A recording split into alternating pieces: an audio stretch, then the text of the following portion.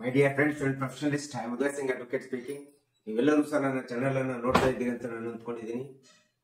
Share ಮಾಡಿ, like ಮಾಡಿ, comment ಮಾಡಿ ಮತ್ತು ನನ್ನ ಚಾನೆಲ್ಗೆ ಇನ್ನೂ ಯಾರು ಸಬ್ಸ್ಕ್ರೈಬ್ ಆಗಿಲ್ಲ ನೀವೆಲ್ಲರೂ ಸಬ್ಸ್ಕ್ರೈಬ್ ಆಗಬೇಕಂತ ಹೇಳ್ಕೊಳ್ತಾ ಇವತ್ತು ನಾನು ಇನ್ನೊಂದು ವಿಷಯವನ್ನು ತೆಗೆದುಕೊಂಡು ನಿಮ್ಮ ಮುಂದೆ ಬಂದಿದ್ದೀನಿ. ಇವತ್ತು ನಾನು ಆಯ್ಕೆ ಮಾಡ್ಕೊಂಡಿರ್ತಕ್ಕಂಥ ವಿಷಯ ಅಂತಂದ್ರೆ CPC 1908 ಅಲ್ಲಿ ಸೆಕ್ಷನ್ 80 ಅನ್ನ ಆಯ್ಕೆ ಮಾಡ್ಕೊಂಡಿದ್ದೀನಿ.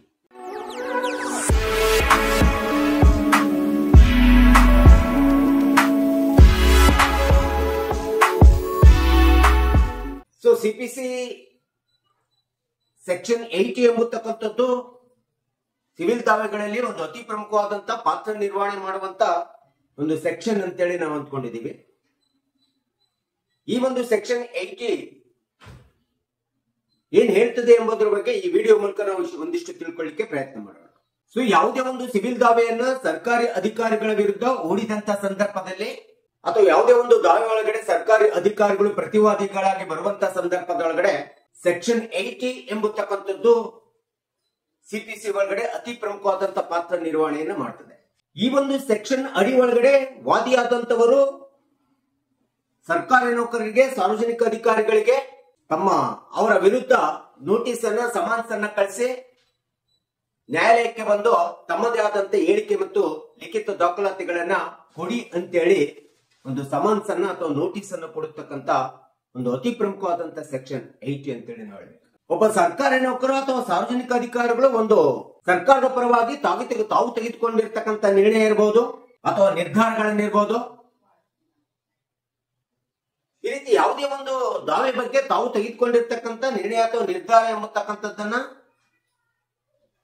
ಪುನರ್ ಪರಿಗಣನೆಗೆ ಮಾಡಿಬಿಟ್ಟು ರೀಕನ್ಸಿಡರೇಷನ್ ಮಾಡಿ ಅಥವಾ ಪುನರ್ ಪರಿಶೀಲನೆ ಮಾಡಿ ಈ ಒಂದು ಸೆಕ್ಷನ್ ಅಡಿ ಒಳಗಡೆ ಒಂದು ಅಮಿಕಬಲ್ ಸೆಟಲ್ಮೆಂಟ್ ಅನ್ನ ದಾವೆಯ ವಿಷಯವನ್ನ ಮಾಡಬೇಕು ಎಂಬತಕ್ಕಂತ ಒಂದು ಮಾಹಿತಿಯನ್ನ ನ್ಯಾಯಾಲಯ ಸರ್ಕಾರಿ ಅಧಿಕಾರಿಗಳಿಗೆ ಕೊಡತಕ್ಕಂತ ನೋಟಿಸ್ ಸಮನ್ಸ್ ಅನ್ನ ನಾವು ಸೆಕ್ಷನ್ 80 ಯಲ್ಲಿ ಬರ್ತಿದೆ. ಹಾಗಾದ್ರೆ ಈ ಒಂದು ಸೆಕ್ಷನ್ ಯಾವಾಗ ಯಾರ್ಯಾರಿಗೆ ಅನ್ವಯ ಆಗ್ತದೆ ಅಂತೇಳಿ ನೋಡ್ತಾ ಹೋದ್ರೆ CPC 1908 ಅಲ್ಲಿ ಮೊಟ್ಟ ಮೊದಲನೇದಾಗಿ ಸೆಂಟ್ರಲ್ ಗವರ್ಮೆಂಟ್ ಗೆ ಅನ್ವಯ ಆಗ್ತದೆ ಮತ್ತು ಎಲ್ಲ ರಾಜ್ಯ ಸರ್ಕಾರಗಳಿಗೆ ಅನ್ವಯ ಆಗ್ತದೆ ಮತ್ತು ಸರ್ಕಾರಿ ಅರೆ ಸರ್ಕಾರಿ ಉದ್ಯೋಗಿಗಳಿಗೆ ಅನ್ವಯ ಆಗ್ತದೆ ಮತ್ತು ಸರ್ಕಾರಿ ಹಾಗೂ ಸಾರ್ವಜನಿಕ ಅಧಿಕಾರಿಗಳೇನ್ ಬರ್ತಾರಲ್ಲ ಈ ಎಲ್ಲ ಅಧಿಕಾರಿಗಳಿಗೆ CPC ಸೆಕ್ಷನ್ 80 ಅನ್ನ ಅನ್ವಯಿಸತಕ್ಕಂಥದ್ದು ನಾವು ನೋಡ್ತೀವಿ ಯಾವುದೇ ಒಂದು ಸಿವಿಲ್ ದಾವೆ ಒಳಗಡೆ.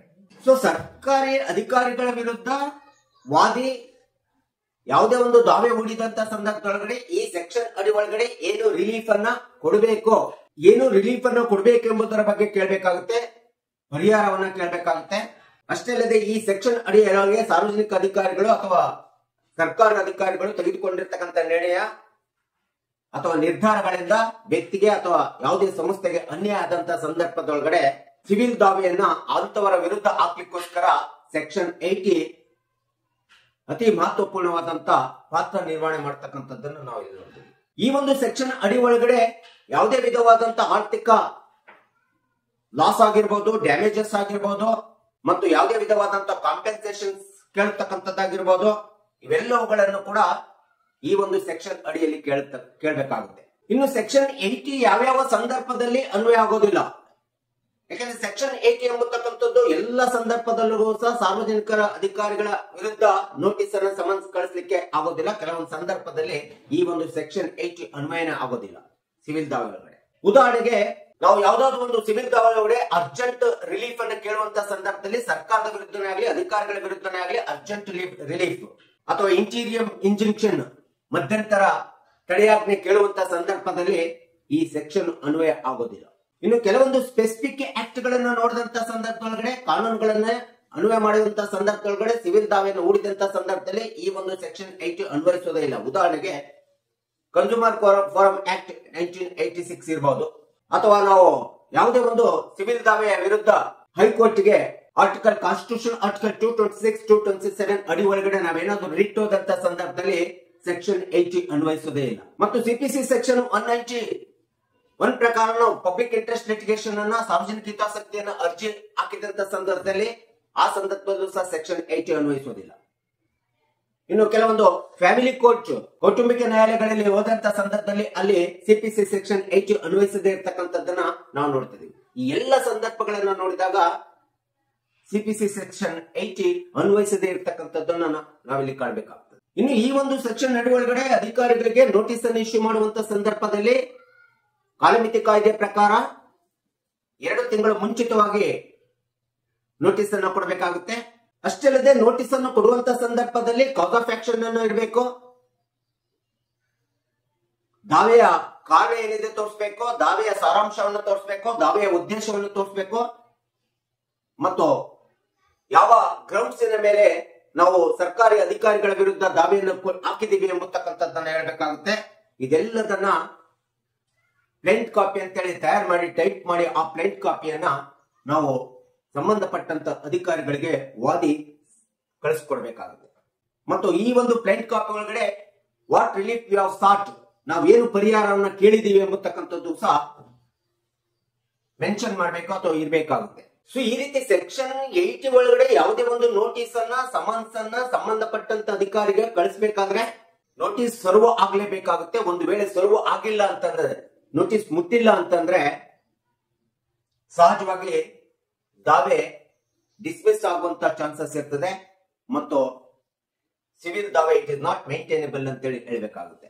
ಹೀಗಾಗಿ ಸಿಪಿಸಿ 1908 ಸೆಕ್ಷನ್ 80 ಎಂಬತಕ್ಕಂಥದ್ದು ಸಿವಿಲ್ ದಾವೆ ಒಳಗಡೆ ಕೆಲವೊಂದು ಸಂದರ್ಭಗಳಲ್ಲಿ ಅನ್ವಯ ಆಗ್ತದೆ, ಎಲ್ಲಾ ದಾವೆಗಳಲ್ಲೂ ಸಹ ಅನ್ವಯ ಆಗದೇ ಇರತಕ್ಕಂಥದ್ದು ನಾವು ನೋಡ್ತೀವಿ. ಸಾರ್ವಜನಿಕ ಅಧಿಕಾರಿಗಳಿಗೆ ನೌಕರರು ತಾವು ತೆಗೆದುಕೊಂಡಂತ ನಿರ್ಣಯ ಯಾವುದಾದ್ರೂ ವ್ಯಕ್ತಿಗೆ ಸಂಸ್ಥೆಗೆ ಅನ್ಯಾಯ ಆಗಿದೆ ಎಂದು ಕಂಡು ಬಂದಂತ ಸಂದರ್ಭದೊಳಗಡೆ ಮಾತ್ರ ನಾವು ಸೆಕ್ಷನ್ 80 ಅನ್ನ ಹಾಕ್ಬಿಟ್ಟು ಸಿವಿಲ್ ದಾವೆ ನೋಡಿ ಸರ್ಕಾರಿ ಅಧಿಕಾರಿಗಳಿಗೆ ಪ್ರತಿವಾದಿಗಳನ್ನಾಗಿ ಮಾಡಿ ವಾದಿಯಾದಂತವರು ಈ ಒಂದು ಸೆಕ್ಷನ್ ಅಡಿ ಒಳಗಡೆ ಅವರಿಗೆ ನೋಟಿಸ್ ಅನ್ನ ಸಮನ್ಸ್ ಅನ್ನ ಕಳಿಸತಕ್ಕಂಥದ್ದನ್ನ ನಾವು ನೋಡ್ತೇವೆ. ಹೀಗೆ ಸಿಪಿಸಿ 1980 ಸೆಕ್ಷನ್ 80 ಎಂಬತಕ್ಕಂಥದ್ದು ತನ್ನದೇ ಆದಂತ ಪ್ರಮುಖ ಪಾತ್ರ ನಿರ್ವಹಣೆಯನ್ನು ಮಾಡ್ತದೆ ಎಂಬತಕ್ಕಂಥದ್ದನ್ನ ಕಕ್ಷಿದಾರರು ಮತ್ತು ಸಾರ್ವಜನಿಕರು ನೀವುಗಳೆಲ್ಲರೂ ತಿಳ್ಕೋಬೇಕೆಂಬ ಹಿನ್ನೆಲೆಯನ್ನು ಇಟ್ಕೊಂಡು ಈ ವಿಡಿಯೋನ ಮಾಡಿದ್ದೇನೆ.